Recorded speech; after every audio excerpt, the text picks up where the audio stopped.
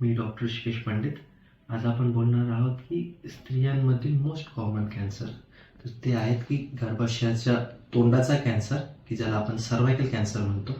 दुसरा आहे गर्भाशयाचा cancer, युट्राईन cancer. आणि तिसरा आहे की ओव्हॅरियन कॅन्सर, म्हणजे अंडाशयाचा कॅन्सर. तर याच्यात मोस्ट कॉमन लक्षणं काय आढळून येतात की पाळी बंद झाल्याच्या नंतर जर अंगावरनं जात असेल, त्याला आपण पोस्ट मेनोपॉझल ब्लिडिंग असं म्हणतो, ते मुख्य लक्षण आढळून येतं. त्याच्यामुळं पाळी बंद झाल्याच्या नंतर जर अंगावरून जात असेल तर तुम्ही निश्चितच डॉक्टरांना दाखवलं पाहिजे.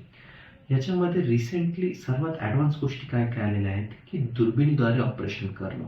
त्याच्यासाठी सर्वात अद्ययावत 3D लॅप्रोस्कोपी, ICG टेक्निक या दोन गोष्टी महत्त्वाच्या आहेत.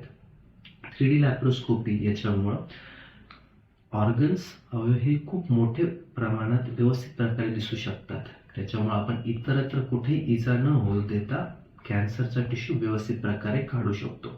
त्याचप्रमाणे ICG मुळे स्पेसिफिक जे अवदानं किंवा लिम्फ नोड जे आहेत ते काढू शकतो.